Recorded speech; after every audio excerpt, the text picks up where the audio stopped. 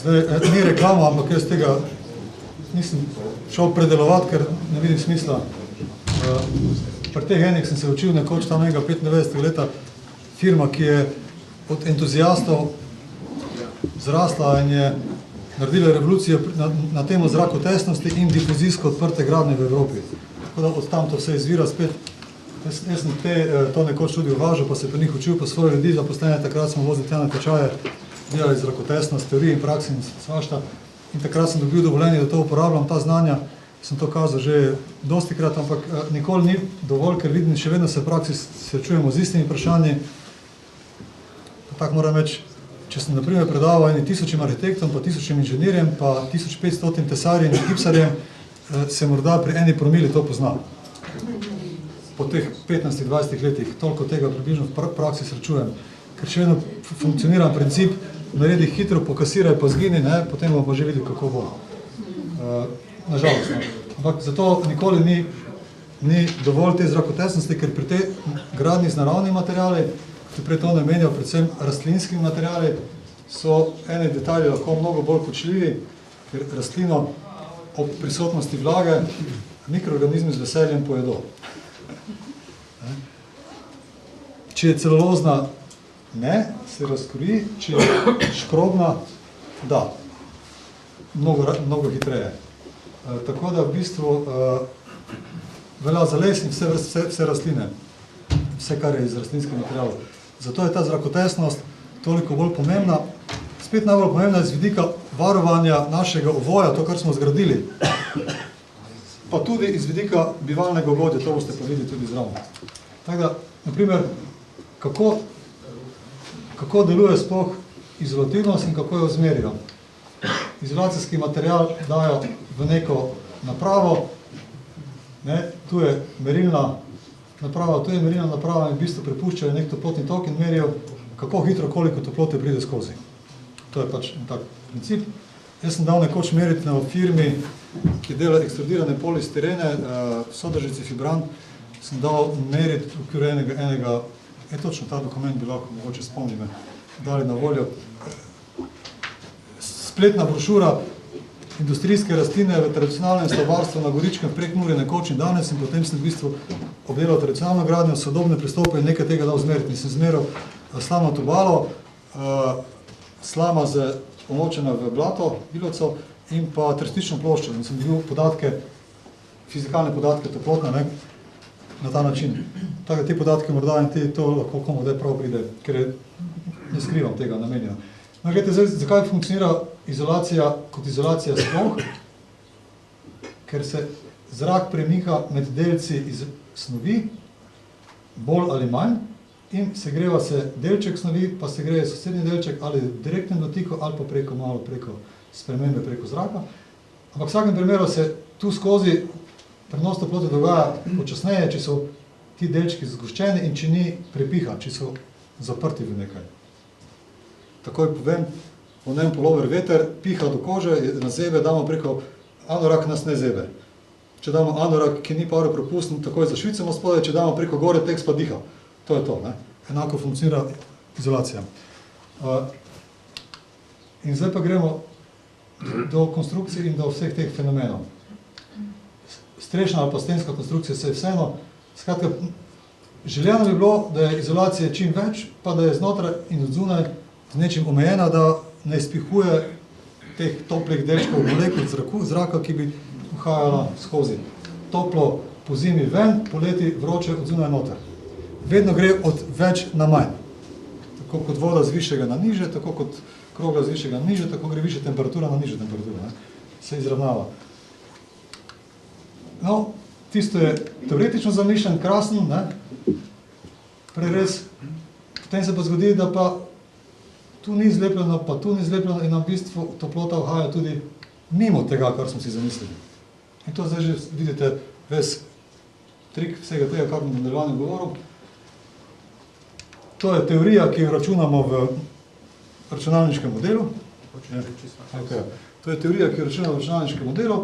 To pa je pogostokrat praksa, ki se nam dogaja v stavbah pozneje. In na kaj to se vpliva? Na toplotne izgube, na poškodbe stavbe, na suho klimo v zimi, po zimi v objektu, na slabo poletno toplotno zaščito in pa na zmanjšano hrupno zaščito. Jaz prevajam reči, to nisem se predeloval. Glede, tu je še bil K napisan, v tistih letih, to sem nekaj leta 98, 96, v bistvu takrat dobil. Ampak zdaj si zamislimo primer, to ni teorija, to je izmerjeno, to, kar vam zdaj pokazal, so pa izmerjeni rezultati v laboratorijih in v stavbah v živo, z napravami na stavbah v živo. So tudi merili. Vidite, če imamo 14 cm neke izolacije, pa je zunaj -10, znotraj imamo še močno ploščo, pa je +20, je teoretično 0,3 W, nam gre skozi 1 kvadratni meter, če je razlika 1 stopinja Kelvina. To je pač 30 stopinj Kelvina, pa 1 kvadratni meter rečemo. To računamo. In z tega naredimo energetsko bilanco stavbe, s tem računamo tudi difuzijo, vlažnost, ki je skozi tla, steno, strop, streho, tako dalje. In na koncu... Po slovensko pomeni tako... 0,3? A kaj? Ja, tako da zastopne bloke ne zastop teh formul. To je toliko kot 14 cm izolacije. Steklene vone, katerekoli, celulozne, rastlinske. Koliko je 0,3 W, v čem bi vam naj to povedal? No in kaj to pomeni, če je zunaj -30 stopinja, ne? Ja, hiša, ki je bila zgrajena na ta način, da bi imela v steni toliko, in v strehi toliko, in v tleh toliko izolacije, pa bi imela 100 kvadratov, bi bila danes približno, bi pokurila približno 1500 litrov olja, pa 1200 litrov olja. To je slabo nizkoenergijska hiša. Take več ne bojo dovoljene za kmono. Ampak, ko pa se nam pojavi 1 mm špranje, nam pa uide v resnici 1,44, oziroma 4,8 krat več. 1 mm. Ja. Če ni nobenega veternega pritiska, nobene termike, nobenega pospeševanja tega prehoda, če je stoječ zrak, znotraj in zunaj. To je na razpokca. Ja. Predstavljate si to razpokco, tam, kjer je PVC folija, polietilenska folija, pod stekleno volno na strehi, ni zalepljena na špirovc, pa ne na kolenčni zid, pa na noben tram. Kar je v večini hiš še danes, kar tak nekaj visi in tam je milimeter špranje. Če gradite izolacijo, pa ni tesno do špirovca, pa jaz sem popravljal dosti streh, pred 10 in 15 leti, pa nekod si lahko roko skozi dal, na vozlišču 3-4 tramov je bilo taka prazna luknja, tako dalje. Skratka, milimeter je zelo veliko. Mogoče, če sem tukaj, da običajno se gleda ali pa podatke podaja v teh vatih na kvadraten meter Kelvina in to pomeni pač izolacija, gleda se 1 kvadratni meter površine, to je samo številke, ki jih dobiš pač za kakšenkoli material. In zato, da je lažje predstava, to pomeni na kvadratnem metru pri taki izolaciji, ki toliko toplote prehaja. Za vsako stopinjo Kelvina. Ja. Kelvin je isto kot Celzija, ne? Zdaj, pogledajte, v Sloveniji je povprečje, če računamo notri +20, je zunaj povprečju, če je ogrevalno sezono +4,4. Je v Prekmurju. Nekje je morda malo manj, ampak približno v Sloveniji moramo od 20 do 4 do 5 +5, se pravi za 15 stopinj dogrevati hišo. Ampak računa se pa varnost konstrukcije, pa veliki mrazi, se pa računa na -10, -11, -13, -16, pa spet v odvisnosti, ali je sončen dan ali je pa oblačen dan. Ali nam sonce ogreva, hišo pa je zunaj -20, a -16, ne? Ali pa nam v bistvu je -11, samo pa je oblačno, kaj je boljše za hišo. Tako da to vse v bistvu računamo pri gradbeni fiziki, pri hiši. Z vidika energetskih dobitkov in energetskih izgub in z vidika varnosti konstrukcije. No, in če zdaj gremo naprej, skratka, kaj so pa lahko razlogi? Termično pogojeni pogoji pa vetrno pogojeni pogoji. In zdaj si postavljate, da je to prerez ene hiše, pritličje pa mansarda, pa je odprta mansarda navzgor, pa je pritličje +20, zunaj -10 spet. In imamo 5 metrov, naprimer, sta 2 etažni. Ena etaža v hiši je približno 2,50 m, pa debelina stropa je 30, 2,80 m, pa 2 etaži sta 5,60 m. Spravi, če imamo eno tako hišo, pridemo hitro do tega, od pritličja pa gor do vrha, do slemena, če je to pač mansarda brez spuščenega stropa, imamo 10 metrov višine, je v brezvetrju na tej višini že 15 paskalov tlačne razlike. Zdaj, kako bi vam to povedal? 15 paskalov je malo, 50 paskalov je mejna vrednost, na katero moramo računati hišo. 50 paskalov, se pravi trikrat toliko, je približno tako, kot ko piha južni veter, pa se na drevesu maje veje. Ali pa 3 do 4 bufore na morju, če kdo jadra. Ko so že valovi pol metra do metra, pa v bistvu kar piha, ne? Ni še neprijetno, ampak precej piha. Se pravi, ampak v tem primeru govorimo o gibanju zraka iz tal, toplo se dviguje, hladen pada dol in toplo cili zaradi tega kroženja navzgor, skozi strešno konstrukcijo in išče te luknje. In ta termični dvig zraka išče te luknje in tam nam uhaja. To pogledajte, zdaj, ko je padel sneg na strehe, kje se najhitreje sneg razstali, okrog dimnika, okrog strešnih oken, kjer je kako stopnišče, boste takoj videli, kje so luknje v foliji, kje ni izolacija v strehi. Tam si je topel zrak našel pot in je takoj začel taliti sneg na strehi. Se pravi, smo ogrevali hišo za taljenje snega zunaj. Potem se takoj vidi, ne? Ampak to se pravi, zapomnimo si 15 paskalov. To je brez vetrja, to je zaradi notranje termike. To je pa zdaj vetrno pogojene tlačne razlike. Ko se veter opre v hišo, na eni strani poskuša priti noter, pride skozi reže pri okni, skozi pripire, skozi naprimer vod od nape, skozi streho, ki je slabo narejena, nekje pride noter, na drugi strani gre ven, ker veter piha preko hiše, tu pritiska, odzadaj pa izsesava, ne. Tako da skozi piho hiše se dogaja izmenjava zraka. In zdaj, če pogledamo tu, da piha veter, naprimer, 5,3 do 7,4, pa rečemo 7,4 metra na sekundo, kar 3,6 je to približno 22-24 km na uro. To je spet relativno srednji veter, ko prihaja južno vreme, takrat tako piha. In takrat se zgodi 35 paskalov zaradi tega vetra in prejšnjih 15 zaradi notranje termike, ker imamo hišo, ki nima prekinjenih etaž z vrati ali pa ločenih etaž. In pridemo tako do tega, da imamo skupaj 35 plus 15, 50 paskalov. In zdaj pa pogledamo, koliko se nam dogaja izmenjav zraka v taki hiši zaradi teh razmer. Če tu pogledamo zdaj paskale, ne, ja, tu niti 50 nimamo, ampak rečemo 20 paskalov. Pa 3 mm reža, pa 20 paskalov, pa vsem potegnemo, koliko je to? 12. 12 krat se v eni uri zamenja volumen zraka v takem prostoru. To je super. Dobila celo dva, ja, tega potrebujemo 0,5 do 1-kratno menjavo v primeru najslabših materialov v stavbi. In poprečne evropske hiše in tudi slovenske so zaradi tega principa imele tam od 18 do 25 krat zamenjavo volumna v podstrešnih etažah, ki so bile najbolj luknjasto zgrajene. To se še danes dogaja. Pomeni, da potrebujemo zaradi higienskih razlogov neko izmenjavo, to smo že prej videli, zgubljamo pa toliko energije, ker mi potem ta zrak več čas dogrevamo. In to je tisto, kar hočem povedati, da nima smisla. Skratka, te številke so grozljive. To je zdaj razkorak med teorijo in prakso v najbolj tem brutalnem obliku. Zdaj pa gremo, to je pa izognitev poškodb konstrukcije. Vlaga. Vlaga je lahko od zunaj, od znotraj, od spodaj ali pa od zunaj. Posledice so lahko uničenje gradbene substance, plesni, toplotne izgube in obremenitev bivalne klime. Kaj se dogaja z vlago? Da bomo malo to razumeli. Tu je nek diagram, tu si pogledamo. Tu je seveda na rdeči strani bolj toplo, na hladni je bolj hladno. Če je 20 stopinj Celzija, lahko zrak sprejme 17,3 grama, en kubik zraka 17,3 grama absolutne vlage. Če bi zmerili vlago v enem kubiku pri 20 stopinjah Celzija, da jo destiliramo, naprimer, kot žganjo kuho, bi 17,3 kubika vlage bilo. Sprej, pri 50% vlage v prostoru je to polovica od tega. Potem pa ta topl zrak gre skozi konstrukcijo, skozi steno, skozi streho, skozi režo pri oknu, skozi podtlemi, skozi oddušnik za napo, ki je, naprimer, tako drugačen, in pride do področja, kjer je pa, naprimer, -10. Maksimalno pri -10 lahko zrak 2,1 grama sprejme nase. In 100% zasičenost. Temu pravimo relativna vlaga, 100%. Kaj to pomeni? Da 8,65 pride do tja, 2,1 lahko sprejme, 6,55 se spremeni v kapljico. To je sapa v hladnem zraku. To je hladno pivo iz hladilnika v dnevni prostor dvignjeno. Takoj se vrosi. Se pa ta razlika se spremeni iz plina, ki je v zraku, v kondens, ki je kapljica. In to se zgodi kje? Mimo trama gre, pa tam odkapne, pa teče po tramu dol, pa na mavčni plošči se vidi flek.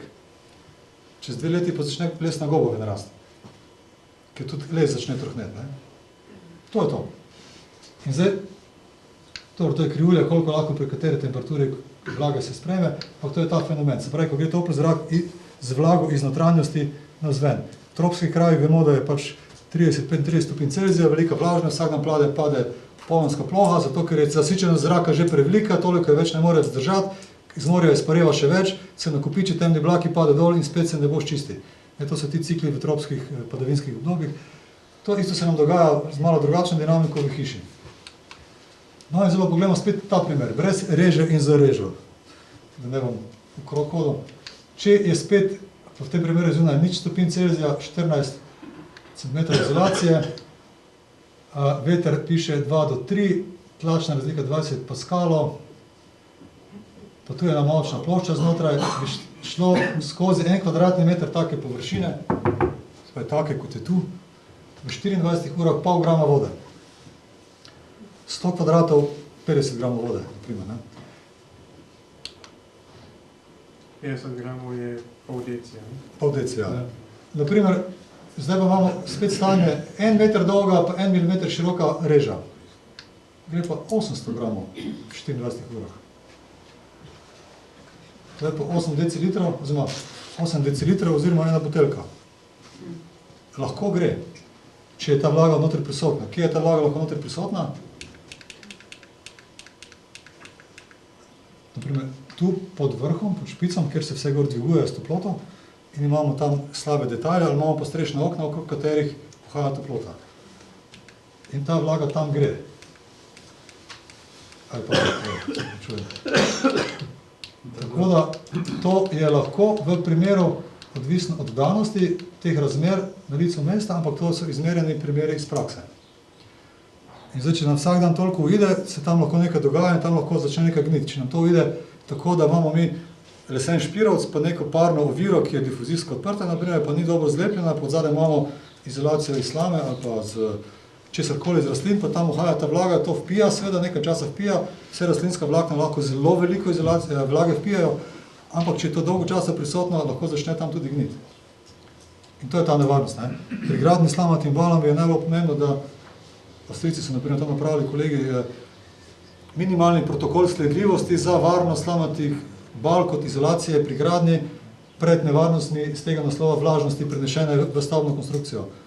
Slama se sme požeti samo, seveda, ko je lep suh dan, potem se balira in se mora dati takoj pod streho, se pelje z zaprtim tovorom na lice mesta stavbo pod streho ali pa na deponijo, ki je pod strehi. In se zmeri vlaga, preden se vgradi.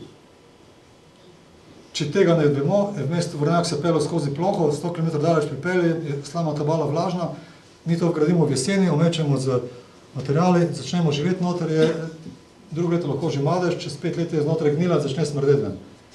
To isto se lahko dogaja s temi in takimi različnimi razlogi. Tako da ni tako nedolžno. Ne? Zdaj imamo pa, kako gre para skozi konstrukcijo, skratka nekje, kjer je več toplote, je več vlage, se prebija počasi skozi in gre ven. To je ta fenomen, temu se pravi difuzija. Poleg tem imamo pa reže, temu pa pravimo konvekcija, se pravi, to pa tisto, kar nam uide skozi luknje, skozi netesnosti. In vidimo, da je seveda prehod pare skozi material zelo majhen, prehod pare skozi ovinke, ne, ki jih najde, je pa zelo velik delež. To je tista šalabajzerska para, ne? Ja. In zdaj, dokaj smo imeli, naprimer, v strehah tako sestavo, da se imel špirovc, pa neko parno zaporo, neko folijo, ki sicer je imel luknjo, pa tudi imel luknjo, je pa spodaj bil prezračevan sloj, je ta para tu uhajala ven. Danes imamo pa drugačne načine gradnje, ne? Da to luknjo tu probamo izpustiti, zato da ne izgubljamo toplote, pa da dobimo več izolacije streh in danes je samo ta sistem, že 10-12 let v veljavi. Je pa seveda problem, kaj je s to paro, ki pride tu skozi reže in ne more več ven.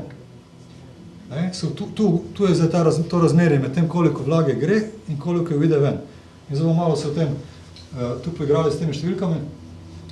In je zdaj vprašanje bilo. V primeru, da je zunaj neka sekundarna kritina, ki je zaščita in toplotne izolacije in znotraj smiselno odprto, kolikor je le možno, ali je to vprašanje, ne, ali je to tehnično utemeljeno. Skratka, tu nam ne bi uhajalo notri več, kot si želimo, tu bi nam pa ušlo več, koliko si želimo. In razmerje med paropropustnostjo materijala na notranji strani in paropropustnostjo zunaj nekje v klasičnem tesarstvu, krovstvu v Evropi je zdaj 1:6. Se pravi, če ima ta folija zunanja zelo veliko paropropustnost kot nek Gore-Tex, je ta notranja vsaj 6-krat manjša. Ampak to je še vedno vse zelo paropropustno. Tako da te mere okrog, ne to za razlago, kaj preveč. Poglejmo zdaj primer, kaj se pa dogaja, ko je zgoraj kdo gradi zelo močno parno zaporo, naprimer nek bitumenski trak, ali pa to enako velja zdaj za ravne strehe ozelenjene, kjer gore damo neke vodotesne folije, ki skoraj nič ne spuščajo vlage ven. Ne? Ali bi to naj bilo prezračevano ali ne in kaj to pomeni za varnost konstrukcije v luči tega. In vprašanje, ko je zunaj zelo tesno, ali znotraj tudi dati še zelo tesno, ali pa zelo malo tesno, se pravi paropropustno. Ali uporabiti ta princip, se pravi notraj tesno, zunaj tesno, ali pa zunaj tesno, pa znotraj rahlo tesno. In pogledajte, če je zunaj ena strešna lepenka ali pa te polibutelenske, izobutelenske polimerne folije, ki so danes ravne strehe, sive, zelene, rjave, kakšnekoli folije, ki niso na bazi bitumna ali pa tudi bitumen polimeriziran, ker tam druge ne moramo uporabiti nekih naravnih materialov, je to približno 300 metrov upora, kot 300 metrov stoječega zraka v 300 metrski hali. Če vi na eni strani spustite noter vlago, pa ni nobenih vetrov noter, pa ničesar temperaturni razlik, se bo ta počasi premikala do konca 300 metrov daljne stene na drugi strani.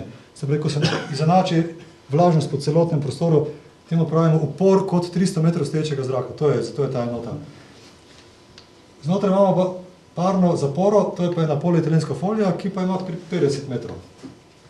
V tem primeru nam vlaga noter lahko pride, tu ven ne more, izsušuje se potem v sušnem letu izven zimske sezone tudi nazaj navznoter. In kakšne so te številke, če gledate? Se pravi, v zimskem času bi nam na 1 kvadratni meter nastalo 16 gramov vlage, v izsuševalnem obdobju bi pa 44 gramov lahko šlo ven, navznoter. Tole tu pomeni, da če to para prihaja skozi izolacijo, pa pride do področja, kjer je zunanja temperatura, kjer je, na primer, hladno, se bo tudi pod vrhom kondenziral, zato so tu kapice narisane. Vsak material se lahko nekaj navlaži, če to ni preveč zanj. Kamena volna se lahko navlaži za 1% teže, stiropor morda 2% teže, rastlinska vlakna pa 20, 30 in celo več procentov lastne teže.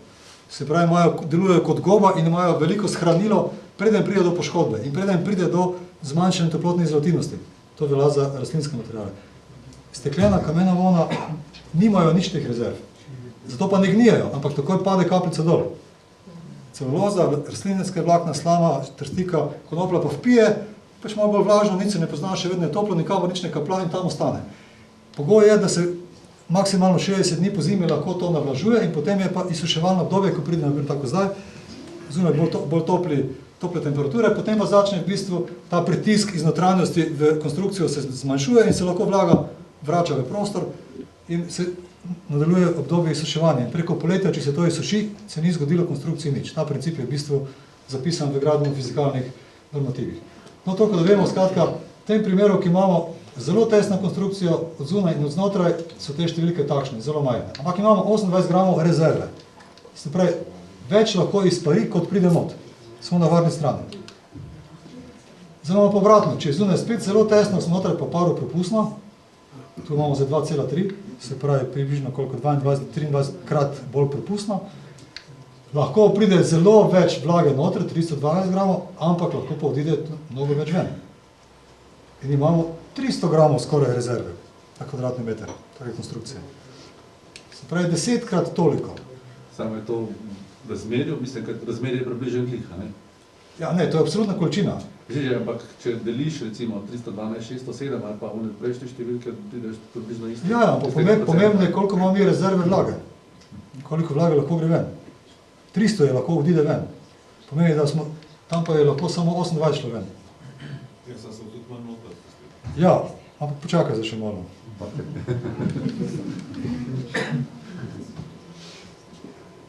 Grem pa najprej na to. Ne, pridem do tega, predaleče. Kako pride vlaga not? Iz prostora, preko folije, preko materijala, mimo materijala, ali pa vgradimo moker les. Tiste je bo že not. Pridemo od tega, koliko pomeni moker les, koliko pomeni skozi kvadratni meter in koliko pomeni skozi milimeter špranje. In boste videli potem čez čas razmerje med temi količinami. Vam povem, kar že zdaj, tisto razmerje moker les je 1000-krat hujše od tega, kar zdaj govorimo. Od odzuni pa vlaga ne prihaja. Od zunaj prihaja poleti, ko je zunaj višja temperatura kot noter. Vedno gre vlaga z toplim zrakom, ki sili področje hladnejšega. Kaj pa če kje blizu reke živiš, pa to, kaj si skozi, v bistvu na vlažnem? Potem se bo lahko izenači. Vlaga gre vedno iz več na manj, toplota pa tudi iz več na manj. Topli zrak sili zunaj ni toliko, nima tega vpliva. Ne, ker zunaj bo sililo samo noter, če imamo pod strehi noter 25, naprimer, zunaj je pa pač 26 na strehi. Takrat bo se začel topli zrak premikati proti notranjosti in bo sabo nosil to vlago. Če bo pod streho 50 stopinj, bo hitreje, bolj pritiskal, ker je odvisno od temperaturne razlike. Ja. Vprašanje, en znanec je gradil hišo, in sicer montažno, ker je pač stranski ovoj je bil stiropor, medtem ko streha je bila izolirana s kameno volno. In kaj so mu naredili, zdaj, če mi lahko potrdite stvar, ko smo jo postavili, smo okoli estrih naredili, prej je bila debata o tem. In toplotna črpalka, ki so jo pa takoj vklopili, zato da se je začel pospešeno sušiti estri. In kaj se je zgodilo gor na vrhu, je dejansko imelo vso izolacijo mokro naenkrat, zaradi pospešenega izhlapevanja. Ker na stran ne more iti, zdaj lahko pričakuje, jaz sem rekel, verjetno trajno deformacijo izolacije lahko pričakuje, ne takih toplotnih izolativnosti, kot so bile predvidene. S čim pa je pokrita ta? Na ravnem stropu je estrih ali kako? Ali kje je estrih? Ne razumem. Estrih je na tleh, on estrih so šil? Nič, ja, in so šil. In gor še bo se odprto, ne? In je šla... Vlaga gor, In je namočilo izolacijo. Jaz sem to videl, en primer, podstrešno okno, okrog še pločevinasta obroba in še ni bilo izolirano nič. Stene so bile, streha je bila izolirana, razen okrog okna še ni bilo izolirano. Pri minus 15, minus 18 mi kličejo, čujte, nam pa streha spušča. Gore je popolno snega. Kako lahko streha spušča pri minus 15, se pa ne držuje, ne? Grem gledati in so dol visele take velike ledene sveče. V hiši je bila temperatura 7 stopinj Celzija, hiša še ni bila naseljena, ti detajli so še manjkali in iz vlage estrihov ometov v hiši, vlažnosti v hiši se je nabralo vsako noč na Velux okno približno, za vse na kjer okno, ampak obroba, se pravi 80 x 140, to je 280, 440 cm krat 10 cm pločevine, se je nabralo vsako noč za 3-4 take debele ledene sveče vlage. Iz 7 stopinjske temperature v hiši. Tako da to se dogaja v resnici, ampak to pozneje ne vidiš, ko ti dajo prek neko blendo, pa več ne veš, da je odzadaj luknja. Proizvajalci imajo vse rešitve na to temo narejene in so vrhunske. Vprašanje je, kako kdo to načrtuje, kako kdo to izvede. Ker včasih je tako načrtovano, da je to onemogočeno, večinoma proizvajalci nič o tem ne vedo, pa jih ne briga. Nadzorniki pa tudi ne vedo in jih tudi ne briga. Gremo zdaj dalje. Povejo vprašanje, strišno okno da ali ne? Da, vse je v redu, samo pravo je treba narediti. Ni problem. Šamparija je problem, ne teorija. Gledajte, kaj pomeni 312 gramov vlage, ki so tu navedene, koliko te vlage, v tem primeru kondenzacijske skozi parno obilo lahko pride, je to napisano na primeru 20 cm lesenega opaža, ki ima 500 kg po kubiku, to je na primer deska, sem rekel, je 312 gramov proti 10 kg, kvadratni meter ima 10 kg. To pomeni, da se notranji opaž navlaži za 3%, kar za les ni nobenega problema. Ali pa drugače, če gradimo 20 cm celulozne izolacije v streho, ima 50 kg na kubik, krat 20 cm je 10 kg izolacije, če teh 10 kg toplotne izolacije celuloze navlažimo, s to vlago je spet to samo 3%. 3% pri izolacijah iz rastlin ni nič. Pri kameni volni in stekleni volni pa je to že več, ker tam je samo 1% dovoljene naložite, ker kamen se samo po površju ovije vlaga, kar je več steče dol. Pri rastlinskih materialih pa vpije materiali, to vlago. Zato je to poanta, da pri naravnih materialih ta večja vlaga ni problem, pri sintetičnih je problem, oziroma pri teh industrijskih. In tu zdaj imamo razmerje prikazano za nekaj primerov. Modro je vlaga, ki pride noter, rdeče je tak, ki se lahko izsuši in to je rezerva. Se pravi, v primeru, da imamo znotraj parno oviro, zunaj pa fez zatesnjeno, je največ rezerve v takem primeru, ko imamo znotraj parno oviro. Če imamo znotraj 30 metrov, 50 metrov, 100, 300 metrov, 300 metrov, naprimer aluminijasta folija od znotraj, pa od zunaj strešna lepenka, kar so v Sloveniji zelo intenzivno 10 let zasledovali pri ravnih strehah, od zgoraj dajmo debel polimer bitumenski trak, znotraj pa damo aluminijasto folijo in vse polepimo, se pravi, so zasledovali ta princip. V tem principu imamo samo 10 gramov na kvadrat rezerve. Potem prije pa električar pa napelje skozi eno cev, pa tam ne zalimo.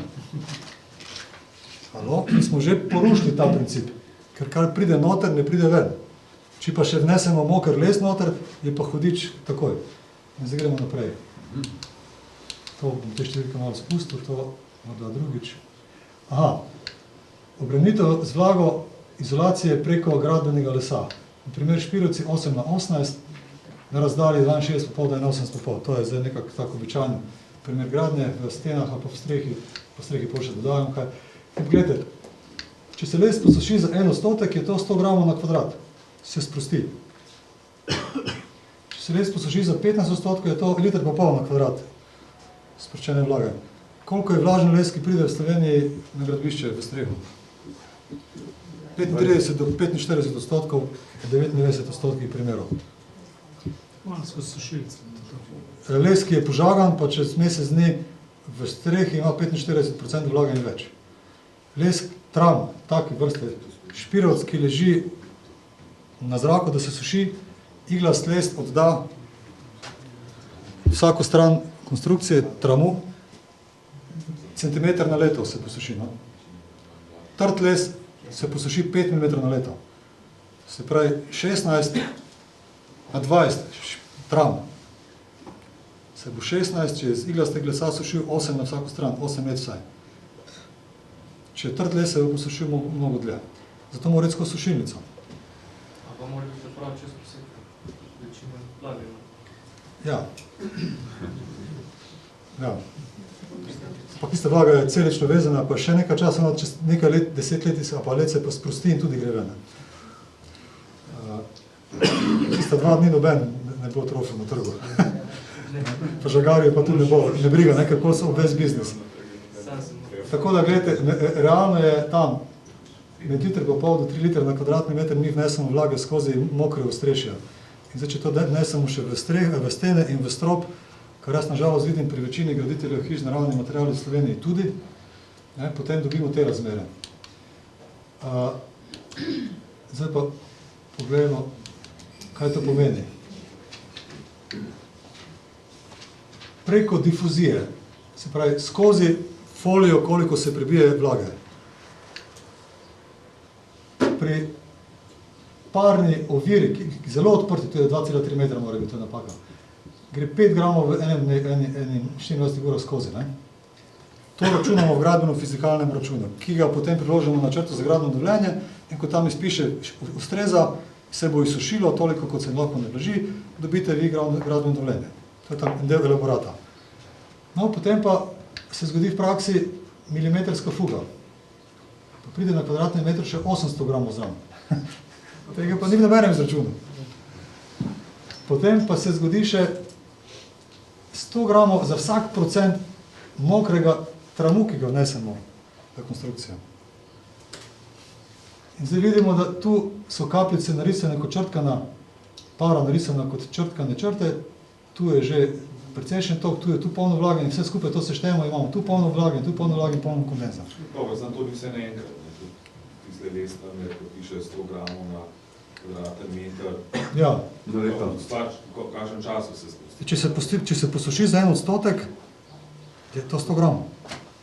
Če je 45% les šel v streho, kdaj se bo posušil za 1 odstotek? V kakšnem času? Za 1 odstotek, v 2 tednih. On bo to vlago dal v okolico. Ta primer, ne, da vhaja vlaga noter, pa da je vse mokro, sem imel na primeru 2 term, ko so delali leseno konstrukcijo, na kovinsko konstrukcijo, pa so gor naredili neko šlampasto folijo, pa malčne plošče gor in potem po prvem letu ljudje na ležalnikih ob bazenu v termah, Moravske Toplice konkretno, pa še ne druge, niso mogli na ležalnikih ležati, ker so curki vode tekli iz strehe skozi mavčne plošče. Ne, skozi tiste različne vloge so bile. In potem se to gor odprlo in je teklo, zato ker je bil tak primer. Tam je bilo noter 30 stopinj, vlage je ogromno, se pravi na kubični meter zraka pri 30 stopinjah Celzija, v termah je 22-25 gramov vlage, to gre skozi reže, skozi tisti spuščen strop, pride do hladnih delov, kondenzira, teče dol in poplavlja tako, da so morali omakniti vse ležalnike. In potem so začeli delati sanacijo in to na ta način, da so vsako noč od 10. večer, ko so zaprli bazen, do 6. zjutraj, pripeljali oder na kolesih, 2 odra, 2x4 ekipe so šle, odstranile vse obloge in zatesnile in naredile tako, kot je treba. In potem se je to nehalo. Vprašanje, kako pa je to šlo skozi nadzor čez, glede na to, da Nadzor pojma nimam. Nadzor pojma nimam. Mislim, ne vem, če vi to vsi znate, ampak če tega... Glede vlažnosti za konstrukcijske les omejitve, zaradi tega. Pa kje lahko kupiš suh les? Mislim, jaz kupujem vedno suhega. Ampak to, kar dobimo na žagah, je les iz iste sezone. Videti morda, da se poseka, da pa vse moš videti. Dobro, to so romantične zgodbe. To vemo, ne? Romantika. To vemo. Če se da pravilno, to prav pride, pravilno izbran les, ne? Da boste to vedeli, prvo se odrežejo krajniki, ki so lahko samo krajniki, tudi strženi. Potem se odreže deske, ki se smejo uporabljati samo za opaže in ne ali za kurjavo. Potem se mora pa še izrezati sredica ven, da nima travm sredice, ker potem se zvija torzijsko. To se izreže zato, da se beljava loči, ker 2 cm globoko pod skorjo črvi odlagajo jajčica, ki imajo 5, 10, 12 let inkubacije, odvisno od insekta. Zato moramo beljavo spraviti stran ali pa otesati. Se pravi, moramo to desko zavreči, tu notri pridejo te deske poštev, to se eventualno potem tramiči, to pridejo poštev pa kot trami. Se pravi, ta hlod mora biti vsaj 60 cm širok, da dobiš kaj iz njega. Zdaj pa malo gledajte gozdare pa žagare, kaj žagajo. In ko dobite na gradbišče špirovc, kjer vidite lubje, verite, da ste dobili lubje z jajčecom od insekta. In še potem ta les bi moral stati tako dolgo, do tega jajčeca ne pridejo, ta bi stavbni les, ki se edini sme uporabljati že 100 let po pravilih v Evropi, posod tudi pri nas, bi moral biti tako vgrajen, samo ta, ampak seveda na soncu posušen, morda malo vlažen začetku in potem počaka tista leta, da se izsuši. Ali pa pri odprti konstrukciji ni problem. Ampak ta se tudi odvisno malo zvije in ga potem treba še enkrat poravnati. Zato pravilno pod 18%, manj kot 18%, bi bilo fajn, da ima les. In jaz kupujem za svoje hiše samo les, ki so ga Slovenci tudi proizvali, zdaj ga pač izvažamo. Se pravi, v parni sušilnici sušen les, ki je plohaste oblike, se pravi ne taki form, ampak iz istega preseka raje tako formo, ker isto kubikov, prej se posuši, ker je po krajši stranici gre prej vlaga ven v sušilnici, sušenje stane manj. Če vi date tak tram sušiti v sušilnico, bo čez 10 dni postal tak. Potem ga morate pa tak poravnati, pa tak in vam ostane približno 75% prejšnjega volumna. Zato ta les toliko več stane. Zato noben ne kupuje takega parno sušenega lesa v trgu v Evropi, ampak samo takega. In tako dalje. Skratka, to lahko spet cel dan govorim, ampak tako, da boste razumeli. Skratka, ta vlaga je realno prisotna, povsod se vidi, se dogaja katastrofa zaradi nje. Pri naravnih materialih je to ključno področje. No, ne bom zdaj. Gremo dalje, to sem bil tu. Oziroma, to preskočimo. Ok, kaj zdaj potem s tem? Pomeni, da je treba vgraditi čim bolj suh les, tako kot je po predpisih, in zatesniti parno oviro, folijo, pletenko, kakor izpada uporabno. Ali pa narediti tak sloj, da pač nikjer ni rež. Elektroinštalacije je treba vsak predor, gledajte, če tule gre vlaga po cevi, pa ta cev gre zgoraj, pa je zgoraj napeljana ponavadi po toplotni izolaciji ali pa celo po hladnem delu podstrešja od zunaj. Tu topli zrak uhaja, pride do hladnega podstreha in potem teče voda, ka plave plafonjero v lučko. To ste sigurno že videli. To je isti fenomen. Se pravi, vse te detalje je treba načrtovati naprej in vedeti in to skombinirati. To ni noben problem, vse te rešitve obstajajo. Jaz govorim samo zato, da bi se zavedali, da ni tako enostavno vse, je pa vse seveda rešljivo, koliko to pač upoštevaš, veš, malo pogledaš literaturo, Vsak proizvajalec ima te detajle vse rešene. In tudi vse tehnologije gradenj teh z naravnimi materiali po Evropi so s tem usklajene in ni noben dvobov. Nevarnosti vas pa čakajo, če tega ne pazite pol pri izvedbi. Jaz, ko sem delal meritve zrakotesnosti stavb, pri vsaki tej vtičnici lahko vidi nekaj toplote. Naprimer, en vrtec sem imel ravno betonski strop, smo sanacijo delali 1250 kvadratov, skozi smo imeli 280 predorov za razvod elektrike za svetila. Se pravi 280 krat po 2 cm luknjo. To, če to rečem 3 kvadratni centimeter, kad 280 je 800 kvadratnih centimetrov, je 8 kvadratnih decimetrov, je to 2x4 luknja v betonskem stropu stalna, koliko tam lahko vide toplote. Zdaj, če ne bi to vse zatesnili, bi nam povsod nekaj uhajalo. Povsod bi se lahko ob teh cevkah pojavilo tudi kondens. Tako da to je en kup teh detajlov, ki se jih pač je treba potem zavedati. Gremo zdaj malo še naprej. Skratka, to je rezime. Razlika med teorijo in prakso je ta, da mi v teoriji računamo, v gradbeno fizikalno računamo samo difuzijo, v praksi se nam dogaja konvekcija, se pravi količina skozi reže in hkrati se nam dogaja še mokro začetno stanje, mokrega vnešenega lesa ali pa česarkoli drugega. In to je pa to, koliko pa lahko ta sod, ki dobi vlago iz difuzije, rež in sam je vlažen, koliko lahko spusti ven, temu popravimo potem izhlapevni potencial. Skratka, to razmerje je treba se zavedati. Zdaj pridemo pa na pol, v bistvu, obratni primer, ja, povem. Če v bistvu zaključimo, dejansko ta parna ovira na notranji strani dejansko sploh ni smiselna. Je. Je smiselna. Ona prepušča skoraj vse, ravno toliko, da če kolikor gre noter, se nikoli ne bo kondenziralo preveč. Ona ti preprečuje te reže, preprečuje ti vse te reže. Če ne bi vsa ta vlaga šla v izolacijo. Bi šlo tudi ven, ne? Se pravi, bilo to več rezerve. Ampak če vneseš zimsko navlaževanje, skozi, ko je pritisk navzgor večji, je mnogo večji pritisk toplega zraka z vlago v konstrukcijo, kot pa v poletnem režimu, ko gre nazaj. In poleti, ko so temperature vse više, ni nevarnosti kondenza. In tisto varno obdobje, to je pa v bistvu nevarno obdobje. In zato so ugotovili, da razmerje med 6 in 1, na primer, je nekje maksimum, zdaj če rečemo, ena zunanja tajvek folija, ali pa ena ta lesna vlaknenka, ki jo imamo nekje spodaj, tudi sem videl, lesne vlaknenke imajo isto parno oviro zunaj kot te Goretex folije, tajvek je v bistvu isto kot Goretex. Se pravi, če damo na zgornjo stran toplotne izolacije lesno vlaknenko, ima približno 2, 3, 5 cm upora kot 5 cm stoječega zraka. To je v bistvu skoraj nič, ne. Pomeni, da zelo spušča paro ven. Če daš tajvek folijo ali pa katero drugi paro propustno, je enako.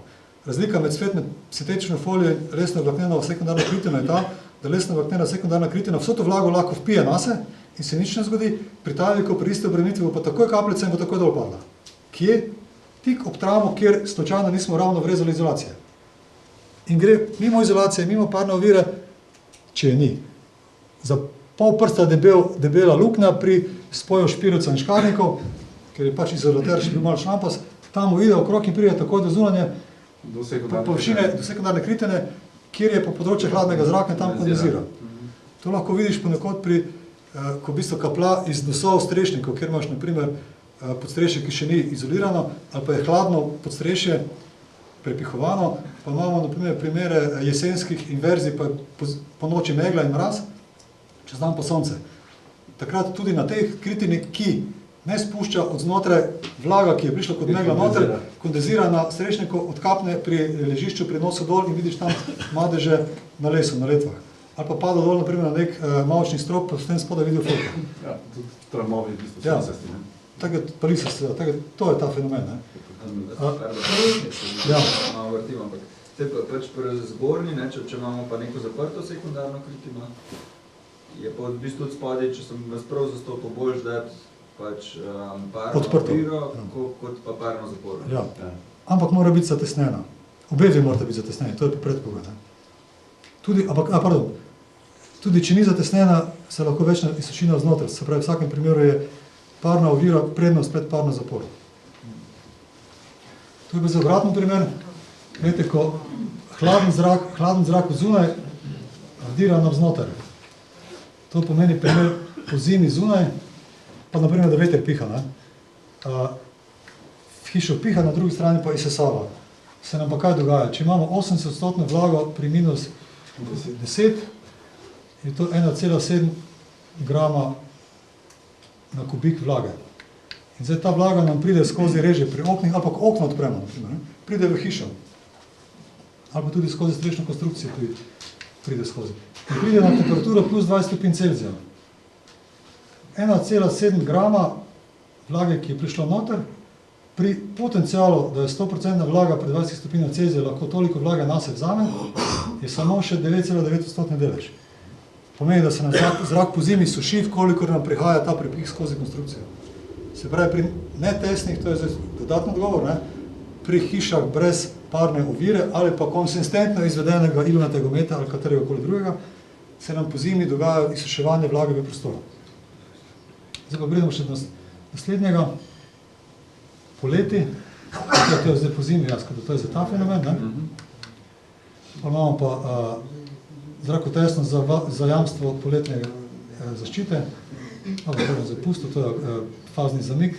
V poleti se nam pa lahko to dogaja, ne? Če, naprimer, črna kritina se na soncu segreje na 80-85 stopinj Celzija, rdeča na 60, svetla še na manj, in si predstavljamo, da notri pa želimo imeti plus 25, naprimer projektno. Zunaj imamo pa plus 80, se pravi 55 stopinj toplotne razlike. To je mnogo večja toplotna razlika kot po zimi, ne? Ali pa po zimi je taka v ekstremnih mrazih. In pomeni, da topli zrak sili spet se prebija po materialih navznoter, se pregreva. Eno, kar mu daje oviro, je odvisno od materiala, ki je. Temu pravimo specifična kapaciteta materiala, to je oznaka C. Koliko toplote moramo dovesti eni kili materiala, da se on segreje za 1 stopinjo. Tu imajo rastlinski materiali najboljše lastnosti, vseh vrst. 2,5 do 3,5 krat toliko, kot 2,5 krat toliko boljše kot stiroduri in 3,5 krat boljše kot steklene in kamene vode. Se pravi, pri isti debelini toplote izolizijskega sloja se bo toplota pri rastlinskih materialih prebijala 2,5 do 3,5 krat dlje. Ampak ni formula linearna, ampak je treba upoštevati prevodnost, gostoto pa specifično kapaciteto. Lambda je prevodnost, rho je gostota, koliko kil vgradimo. In zdaj, če rečemo, da vgradimo kamene steklene vone, vgradimo 20 do 25 kil na kubik, celuloze, trstike vgradimo slame 50, 70 do 100 kil na kubik, plus da imajo približno enako lambdo, plus da imajo rastlinski materiali C, približno 2,5 krat boljši, pridemo od tega, da skupni učinek naravnih materialov ob stacionarnem toku je mnogo, mnogo boljši. Zato se pregrevanja streh z rastlinskimi materiali mnogo lažje rešujejo kot z ostalimi. Ne, ampak zafrkava nas pa spet ta reža. Kolikor je reža, pa se to poruši. To je zdaj idealni primer, ne? Konstrukcija je zrakotesna, toplota se prebija poro za poro, z toplega proti hladnemu. Temu pravimo fazni zamik. Če pa je reža, se pa to zgodi, nimam izračuna, ampak je pa to mnogo hitreje. Rečemo 20 cm rastlinskega materiala plus ena sekundarna kritina, ali rečemo 24 cm rastlinskega materiala v strehi, je tam 14 ur faznega zamika, koliko je to zrakotesno in polepljeno. V primeru steklene vone pa kamene vone je pa to enih 6 do 7 ur. Nekoč v Jugoslaviji smo imeli predpis leta 1984, najboljši v Evropi, da je za strehe in stene montažni gradnji predpisano 10-urni fazni zamik. To noben v Evropi nima, ker so to ukilne multinacionalke, ker prodajajo materiale, ki tega ne zajamčijo. 10-urni fazni zamik je bil predpisan v gradbeni fiziki leta 1984. Tako da, ni to lari fari, Avstrijci so nekaj tega imeli, Nemci sploh niso imeli pregrevanja, kako v Nemčiji ni problem. Avstrijci so imeli pa princip ohlajevanja, ker namreč pregrevanje hiše je obratno ohlajevanju hiše. So Avstrijci imeli enormno pravilo, da če zapustiš hišo čez vikend, naprimer, pa te 3 dni ni doma, temperatura je z 20 stopinj Celzija ne sme pasti pod 17 stopinj Celzija. Ta fenomen je v obratnem primeru poleti tudi jamčil neko varnost pred pregrevanjem. In zdaj imamo pa še hrup, fenomen hrupa. Poroznost, neporoznost, spet v tej kombinaciji. Če imamo steno 14 cm nasutega betona, brez vibriranja in tesnenja, se pravi noter vsipanega, kot ga pri samogradnji večina ljudi počne in počela, je to 10 decibelov absorpcija, zmanjšanje hrupa, ki bi šel kot govorni hrup skozi steno. Če se ga na obeh straneh omeče, je pa 52 decibelov, ker smo vse pore zamošili. Dali smo glušnike na luknje. In zdaj pa fenomen gradnje hiše. V prvem primeru imamo steno 9,5 kvadratov, se pravi taka stena, pa neko okno, 1,5 kvadrat, skupaj stena in okno 11 kvadratov. Stena ima 50 decibelov, 50 decibelov namreč predpis za prehod hrupa med dvema stanovanjskima objektoma, če sta dvojčka, med hotelskim osobama v hotelu, med dvema stanovanjima več stanovanjskim objektom, tako dalje, po vertikali, po horizontali, 50 decibelov moramo zmanjšati hrup. 49 decibelov ni 1 decibel manj, oziroma 2% manj, ampak je logaritemsko drugače. In je to že skoraj 50% manj hrupa. In kaj hočem povedati, poprečni hrup te močne masivne stene, pa okno, ki ima 38 decibelov, pa 38 decibelov je že zelo hrupno izolativno okno, večinoma ima 29, 32, 35, tam poprečje da 45 decibelov na to steno. In zdaj pa rečemo, bomo probali izboljšati hrupno izolativno sten, ker ne moramo dati boljšega okna, bomo dali pa boljšo steno, ne? In damo debelejšo steno, kjer imamo 80 decibelov hrupa, to je približno 35-40 cm debela betonska stena, metana. Okno pa še vedno enako. Smo prišli iz 45 poprečju na 46,6 decibela poprečju. Luknje so pri hrupu spet isti trik. Pri montažni gradnji, lesni gradnji, hrup skozi etažo, ko strop obesimo na steno, nam tu lahko uhaja. Uteži, zatesnenje luken, masa, vse to je pri leseni gradnji največji problem in najbolj zahtevna plat gradbene fizike. No in to je zdaj že en tak pogled, ne gledajte, in zdaj kaj se tu naredi, tu imamo neko tesnilo kot edino. Tu imamo dilatacijo, kaj moramo imeti dilatacijo. Posod imamo dilatacijo in hrup, ki tu skozi ga računamo 50 decibelov, nam pa tu okrog lahko uhaja in poprečje nimamo 50 decibelov. Zakaj to govorim? Jaz sem imel primer, leta 1991 smo v Budimpešti gradili hotel Kempinski. Mi, kot firma z Pomurja, pa mariborska firma, 5 etaž pod zemljo, 10-12 etaž, 10 nad zemljo, vsak pol. Ko smo zgradili, so nam unovčili garancijo. Garancija je bila vedno 10% od vrednosti dela. Če bi tako objekt danes koštal 10 milijonov evrov, bi to bilo 1 milijon evrov. Takrat smo mi imeli ostanka dohodka 8-5-8%, če smo zaslužili, smo bili lahko srečni. To je bilo ogromno denarja v tujini leta 1991 za nas. Nemci kot investitor so samo pripeljali izvedenca za gradbeno fiziko, je šel zmeriti hrupno izolativnost med hotelskimi sobami in med etažami. Bilo je 49 decibelov, ne 50. Mariborska firma je 10% se odrekla, se pravi, 1 milijon evrov se bi se danes odrekla, so se odrekli profitu, so bili v minusu, jaz sem naši firmi obrano in smo dobili garancijo nazaj. Danes se že 10 let dogaja, ne samo zrakotesnost, meritve hrupa po Evropi in tožbe napram izvajalcem. Pa se ugotavlja, kdo je kaj kriv. Kako ste pa obravnali? Po Dinu sem dokazal, da je bilo napačno sprojektirano in da nadzorniki niso bdeli na tem. Po nemškem normativu sem vso fazno, vse postopke, vse zapisnike, dnevnik in izračuna in po nemško jim izračunal, po nemško predložil in so rekli, v redu, vračam. Ja. Rekli so mi hvala na firmi. Ed mi je rekel hvala. Ko sem ga izval, da mi reče hvala. Ja. Tako da, to se dogaja v praksi. Ne? Vedite, da jaz poznam vse proizvajalce montažnih hiš, a pa skoraj vse v Sloveniji, in vem, kako gradijo in na hrupu vsi pešajo. Jaz spodbujam temu, da bi bilo treba gledati drobove, ampak mi, graditelji z naravno gradnjo, se moramo tudi tega zavedati. Skratka, hotel sem povedati, da ta razkorak med teorijo in prakso pri zrakotesnosti, ki vpliva na toplotne izgube, na vlažnost, na varnost konstrukcije, na suh zrak po zimi, na vrod zrak poleti in na hrup, so pomembne in je treba na to misliti. Kako pa pri lesenih gradnjih se s hrupom? Sklep, vse je šljivo. Ne vem, kaj bi ti rekel. Jaz sem pri sebi to naredil, to je lahko zdaj del diskusije, ali čas, gotov. Pač dol nas kosil čaka. Ja. Jaz sem pri sebi, ko sem si hišo delal leta 96-2002, sem to vse naštudiral, se pri najboljših učil po Nemčiji, po Avstriji in sem vse to probal ponotraniti in sem bil najprej totalno zmešan. Ja. Pol sem ugotovil, da to ne bo šlo tako dalje, moram malo prespati in sem pol leto dni spustil, sem se naučil projektirati 7-8 načinov lesenih konstrukcij, gradbeno fiziko, energetiko, detajle, materiale, vse. In potem sem videl, da nisem skoraj nič znal. In potem sem to pustil, da se vsedem, potem sem za nek optimum odločen, potem sem probal nekaj napraviti in sem napravil v svoji hiši tako, da naprimer malo ilustriram ovoje, tako po teh principih vse narejen, inštalacijske ravnine, zrakotesnost, predorov ni nič. Medetažna konstrukcija, pritličene stropje, kjer so spalni prostori po otroške sobe, sem naredil stropniki, gor takrat 25 mm OSB plošče, ki je bila takrat edina okolju najbolj prijazna plošča, brez emisij, dokler ne gori. Sem dal OSB plošče gor, z lepo s trakovi, z lepenko, trakovi od tega proizvajalca, da nisem imel nobenih reš.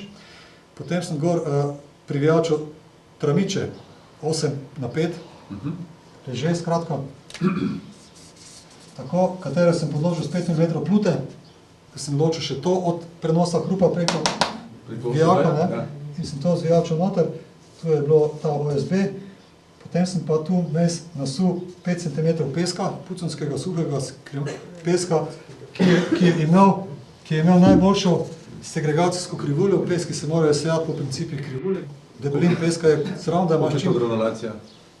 0,5 do 3,8 so imeli z najmanjšim deležem zraka in nič prašnih delcev. Se pravi, ko sem to nasipal, se nič ni kadilo, pa najmanj je lufta vmes, da največ hrupa te bo zadušilo. In 5 cm take obloge, težke, kakršnekoli, v tem principu ti že 50 decibelov lahko zajamči, če nimaš rušen, luken. Potem sem pa dal preko plavajoč pod z 2 stojev lesnih vlaknenk, katerega plavajoče položiš noter desko, se ne dotika tudi, ko hodiš, napot se bo položil na to lesen pot. Se pravi, ko ti udariš na pot, to zavibrira, ta deska zavibrira, tu je pa vmes že dušilec, ki ne prenese tega na to, kar se bo prenese na tega, se bo preko plute malo zaduši in tako dalje.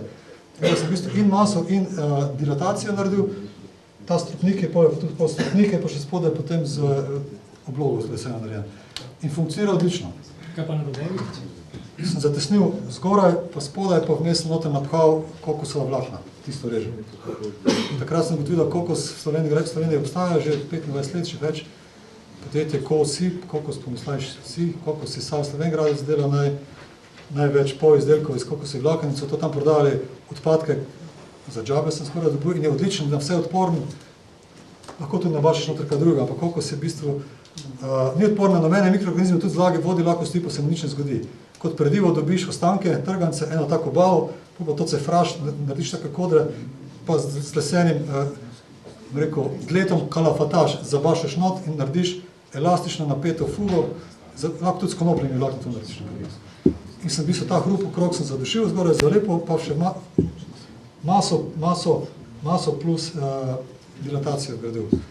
In ko zgoraj otroka, mi spodaj poslušal že v televizijo, naprimer, tako, normalna temperatura, normalna glasnost televizije ali pa muziko lahko poslušal, se v otroško sobo ne čuje. Nimam pa skozi cevi za prezračevanje. Če napelješ pa cev za prečevanje, pa sistem prezračevanja, pa ti posod našlukne, potem pa vse to razjebeš. Potem moraš pa v sistem prezračevanja vgraditi dušilce, labirinte, kot pri avtodušilec. Zato moraš pa imeti močnejši ventilator, zato moraš imeti močnejši elektromotor, da spravi skozi dušilec tudi toliko zraka, kot ga hočeš imeti na koncu. In tako prideš do nebroj kombinacij.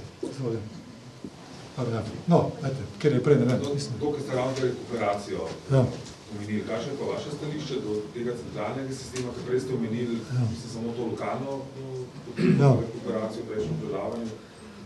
Jaz preferiram lokalni sistem, en par v dnevnih prostorih, pa en par v spalnem prostoru. Preveč stane rekuperacije, ne rabimo je toliko, tam, kjer po noči ne bivaš, ne rabiš prezračevanja. Če imam dnevne prostore, ne vem, 50 kvadratov, pa 2,6 visoko, je to 130-150 kubikov. V 2-3 urah, ko tam sediva ženo, ne izločijo toliko vlaga, da je bilo preveč vlaga, zato ne rabim izmenjevati zraka. Materiali mi ne smrdijo, ampak so prijazni, ne rabim jih filtrirati ven, CO2 pa ni vprašanje. Zato tam, kjer treba obremenitve pogledati in na to koncipirati sistem prezračevanja, in to bi jaz priporočil vsem projektantom, strojnikom, in potem najti optimum. Se to lahko tudi po etažah v bistvu, kako ponavadi. Ja. Dnevna etaža pa spalna. Gospod. Vaša izkušnja z variabilnimi parnimi virami? Prej so vmes bile malo nakazane, pa nisem se v to spuščati. Nimam osebnih izkušenj, razen da sem od tega prebral video, kar je izmerjeno. Variabilna parna ovira pomeni, da ta notranja parna ovira ima po zimi naprimer parno upornost kot 4 metre stoječega zraka, da čim manj vlage gre not, poleti se pa odprejo pore, pa pride na 0,5 metra, se pravi, tako kot je tabla prikazana, je pa 8-krat več lahko gre ven. Se pravi, parna ovira, ki je variabilna, lahko nudi večjo jamstvo pri neprezračevanih strehah. Je to larifari? Ne, to obstaja že 20 let. Polno produktov. Mislim, to vedno obstaja, ampak da tudi to čez 20 let še deluje skupaj. A če še vedno tako deluje? Ja, če ne pa postane samo nesprejemljiva parna ovira, pa še vedno parna ovira. Glede, vsi produkti, ki so kot taki tako dani na trg, po enem standardu, ne spomnim se zdaj, kateri je evropski, ampak nemški je bil 17562 DIN, in vsak material mora biti testiran na obdobje 50 let, mora jamčiti vse svoje lastnosti, ki ima v začetnem stanju. Zakaj so vsi programi... In ti vsi so na to testirani. Programi za preračun te gradbene fizike, noter, če je gor nepropustni sloj, takoj predvidijo spod parno zaporo. Ker so slovenski strokovnjaki za gradbeno fiziko to pred leti tako mislili. In tega še niso upali povzeti. Poznam te ljudi, ker sem vsi kolege, to je so naši strokovnjaki iz fakultet pa z inštitutov to delali po naročilu podjetij in so večinoma v Sloveniji še nikoli ni država financirala programov za gradbeno fiziko, tako vedeli. Vedno so financirali ali KNAF, ali pa Fibran, ali pa predtem Krka Novo mesto, skratka. In ti so financirali te programe in so probali zajeti to, kar je takrat bilo najbolj običajno. Za njih so pa delali gospodje iz fakultete za strojništvo, ZAK, ZRMK, pa teh eni par znanih imen, ki jih poznamo, in so v bistvu, in strojniki seveda in gradbinci, in so oni to v bistvu spravili v nek tak okvir, da je to za večino primerno. Difuzijsko odprta gradnja pred 10 leti, ko so to počeli, še ni bila tako pri njih priznana, da bi si upali to narediti. Zdaj, jih poznam, je že samoumevna. Ker recimo Knauf in Zaležin, že sam, če damo gor desko, je že parna zapora, skratka, v programu. In to si zmešan, ko koridrek, ko gledaš nek, ko misliš, da je zadeva... Ja, nerodno, Bi morali še s kakim tujim programom, kdaj to preračunava, da bi dobili občutek, koliko lahko. Probajte, dobi se en program,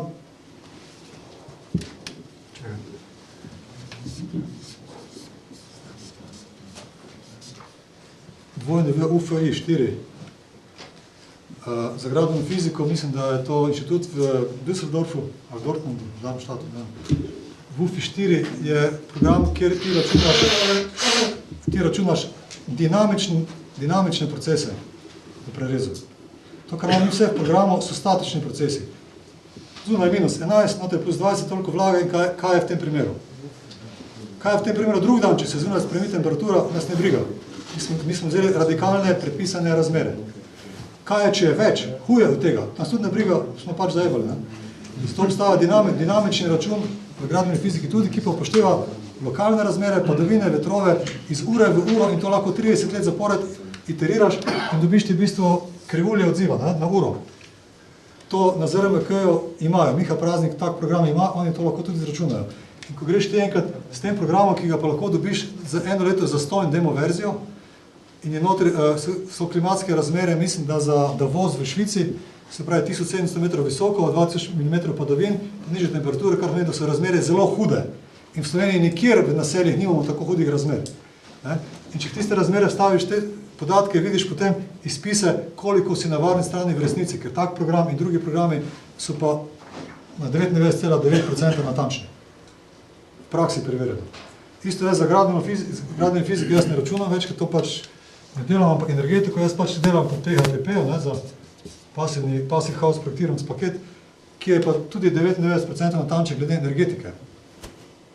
Teorija izračunana, sprojektirana, izmerjena v praksi, če je tako narejena stavba, ta izračun 99% natančno to zadene. Naši programi zadenejo plus minus 30%, če zelo dobro računamo. In če vemo pasti v njih. Ja, moram nekaj. Se s vami pogovarjamo pošljeno.